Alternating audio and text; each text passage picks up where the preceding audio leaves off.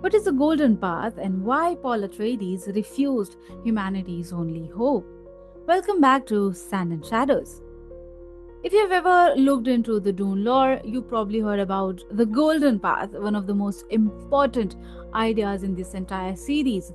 It's not the reason why Leto became the God Emperor, it's not the reason why Paul ultimately walked into the desert, and it's actually the reason, not the reason, it's actually the only way for humanity to survive long after the fall of Imperium. And here is one thing, lot of fans misunderstand what the Golden Path actually is. Some think that it's simply Leto Atreides turning himself into this giant sandworm. The other thinks that it's just another name for Paul's jihad, and some assume that it's a grand plan to create a perfect empire.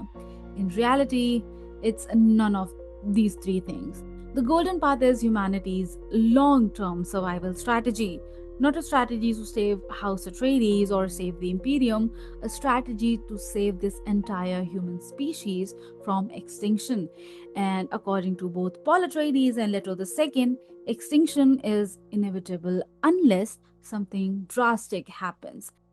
To understand why we need the Golden Path, we have to see the state of humanity during the Imperium. On the surface, everything is stable. Humanity has spread across thousands of worlds, great houses maintain order, and the Spacing Guild maintains the space travel, CHOM controls commerce, and the Bene Gesserit guides the politics and the genetic development from the shadows. From most people's perspective, it looks like the peak of civilization, but from the perspective of prescience, it is actually a disaster to happen. Humanity has become dangerously dependent on the handful of institutions. Every ship depends on Spacing Guild, every navigator depends on spies, every spice depends on Arrakis, and political stability depends on rigid feudal hierarchy. Even human progress have become centralized under a small number of organizations. The species have effectively built its entire future around a few critical points of failure. So now, the prescient itself. There is where Herbert introduced one of the most fascinating ideas in the series. Prescience appears to be a gift, but in reality, it's a trap. The most accurately someone can predict the future, the more humanity becomes locked into specific outcomes. Over the time, people stop adapting, they stop taking risks, they stop evolving, they begin following the path that they have already been fixed. They have already seen the path. The future became increasingly fixed, increasingly predictable, and eventually, according to Paul and Leto, the predictability leads to direct extinction. The books never give us a single definitive apocalypse. Instead, they suggest that something even more frightening. Humanity becomes so concentrated, so dependent, and so predictable that a single catastrophic threat can wipe out the whole species. The exact threat is less important than the weakness itself, and humanity has become so fragile that later Leto summarizes the lesson in a simple idea: save humanity is doomed humanity. A civilization obsessed with stability eventually loses its ability to survive change. This is the pattern, this is the problem the Golden Path is designed to solve. So, Leto realizes that humanity must be forced into change. It must be forced to become unpredictable again. It must be forced to spread beyond the reach of any single ruler, institution, disaster, or prescient vision. The first step is what later known as Leto's peace. After merging with sand trouts and beginning the transformation into this giant human sandworm hybrid, Leto became the god emperor for next 3,500 years. He rules humanity with absolute tyranny.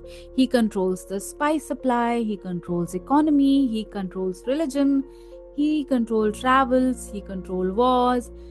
His fish speakers enforce his will through the known universe. So evolution slows, expansion slows, and the conflict largely disappears. He is building the pressure. For 3,500 years, humanity lives in a cage, a comfortable cage, a peaceful cage, a cage so restrictive that the entire generation began dreaming of escape. Leto wants humanity to hate dependence. He wants them to hate centralization of power. He wants them to remember that in their bones, their safety can become prison. And eventually, the pressure became unbearable. Then came the second phase of the golden path, the scattering. When Leto dies, the system he built around collapses.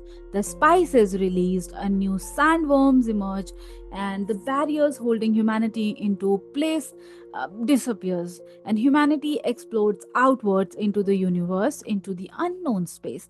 Billions leave the old imperium behind forever. A new civilization appears, a new culture develops, new technologies develop, and humanity becomes so widespread that no single disaster can destroy everyone. No empire can control all of them. No prophet can guide all of them. No enemy can find all of them. And Leto don't stop there. He understood that prescient itself remains a threat. As long as someone can perfectly see human future, humanity can once again become trapped. So he creates Siona Atreides. Through generations of selective breeding, Leto develops a bloodline invisible to prescience. For the first time, there is a human who cannot be predicted, cannot be tracked, and cannot be controlled through foresight. And this is perhaps the most important achievement of the Golden Path. Humanity regains uncertainty, and uncertainty means freedom, which brings back to Paul Atreides because Paul see much of it. Because because of his prescience, he see the golden path and he eventually names it.